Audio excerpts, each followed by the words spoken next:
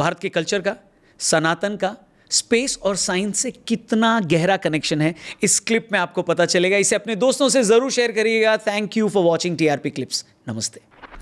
But तो जो culture Bruno को रोस्ट कर दिया, रोस्टेड ब्रूनो बना दिया, वो आज फ्रीडम ऑफ स्पीच पे या उस पे जब ईस्ट को ज्ञान देता है, जब भारत को ज्ञान देता है, तो यहाँ पे लोग इन्फ्लुएंस हो जाते हैं कि भाई नहीं सही कह रहा है वो, क्योंकि वो वैलिडेशन वेस्ट से हमेशा चाहिए होती है और आज भी वो है, क्योंकि शायद वो 150-200 साल की जो इन्वेजन का वो पीरियड था वो हमको अभी भी हमारे दिमाग में है।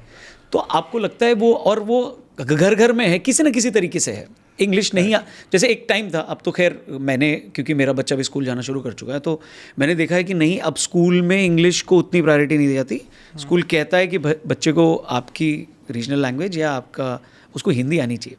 But there was a time जब हम स्कूल में थे तो इंग्लिश मीडियम में अगर आप नहीं हो तो आपकी इज्जत नहीं है। तो आपको लगता है ये चीज़ अब कम हो रही है भारत में या अभी भी इंटैक्ट है? Validation from the west, validation of the west जो हमारा सीख है वो कम तो हो रहा है, और उसका कारण ये भी है कि हम इन द ग्लोबल एरिना हम एक मेजर प्लेयर बनते जा रहे हैं, जो हमारी राइटफुल प्लेस है। क्योंकि हम, मैंने आपको बोला कि 90% टाइम तो दुनिया के सिविलाइजेशन इतिहास में हम टॉप पर ही थे। Correct. So we are a society by design, by our DNA, by our mind power, by our spiritual power, by the power of our civilization, और बाय द शेयर फैक्ट कि हम एक ब्लेस्ड कंट्री में हैं जहाँ सब कुछ है।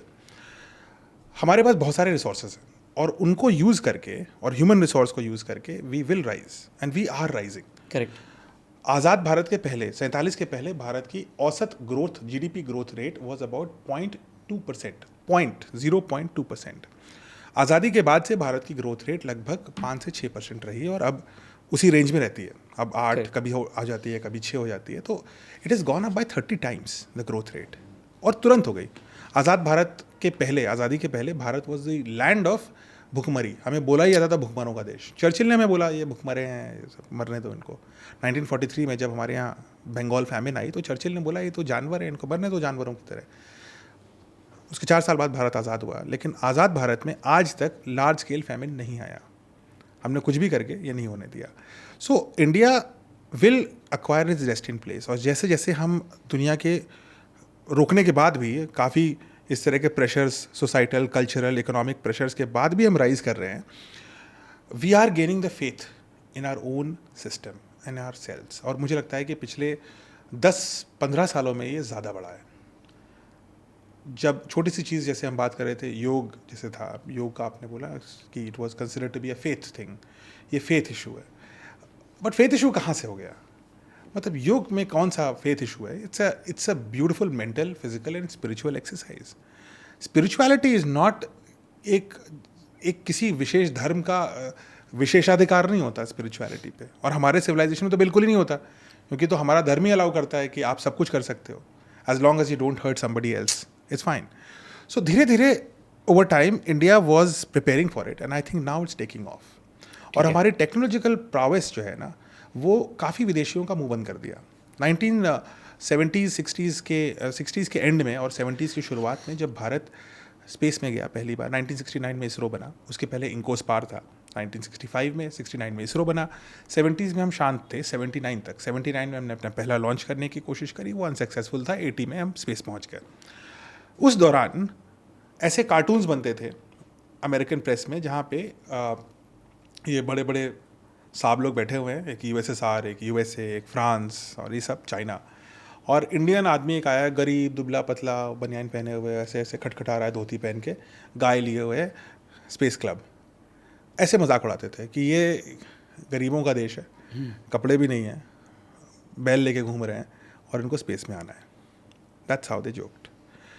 उस जोक से आज जब चंद्रयान 3 मून के साउथ पोल रीजन पे लैंड करता है और दुनिया में पहला देश ये कर पाता है, जो क्वांटम शिफ्ट है उस देश की प्राइड में, उस सोसाइटी। क्यों भारतीय लोग इतना डांस क्यों करते हैं जब इसरो सक्सेस हो जाता है? पता भी नहीं किसी को कि हम मून पे क्यों जा रहे हैं, बस जा रहे हैं क्योंकि प्राइड इंपॉर्टेंट है, नेशनल प्राइड है। मुझे वो चीज़ चाहिए, क्योंकि मैंने इतने साल तक यही सीखा कि अंग्रेज़ अच्छे होते हैं और हम गिरे हुए लोग हैं, हमारे पास नॉलेज नहीं है, हम बेवकूफ़ हैं, हमारा इतिहास ख़राब है, और ये अंग्रेज़ों का इतिहास बड़ा अच्छा है। जब हम इनको बीट करते हैं तो हमें बड़ी वो मिलता है कि सेल्फ प्राइड। मुझे नहीं पता चंद्रमा पे कितना दूर है, ये भी नहीं पता उन लोगों को, क्या मिलेगा पता ही नहीं, भले ही चंद्रयान है। दिल्ली की दीवारों पे चंद्रयान की फ़ोटो लगी हुई है, वो पेंटिंग बना रखी है बच्चों ने। That's how it happen. So वो जो टेक्नोलॉजिकल लीप है ना, उसकी वजह से भी मुझे लगता है कि भारत की साइंटिफिक कम्युनिटी, जब हम ब्रह्मोस बनाते हैं, जब हम चंद्रयान करते हैं, जब हम आदित्य L1 करते हैं, ऐसे मिशंस बनाते हैं, जब हम अपना लाइट कॉम्बैट एयरक्राफ्ट तेजस बनाते हैं और दुनिया भर कहता है कि ये तो वर्ल्ड क्लास है, Right. That is when India की जो नेशनल प्राइड है वो ऊपर जा रही है। तो जो आपका सवाल था कि क्या अभी भी हम उतने वेस्टर्न गुलाम हैं, नहीं, अब उतने नहीं हैं, लेकिन ऐसा नहीं है कि पूरी तरह से गुलामी हट गई है। कई भारत में ऐसे इंटेलेक्चुअल्स भी हैं जो जानबूझकर अभी भी उसी इंटेलेक्चुअल सर्विट्यूड, जो दिमाग मानसिक गुलामी है, उसको फैला रहे हैं। ठीक है। And it's a problem which we have to tackle.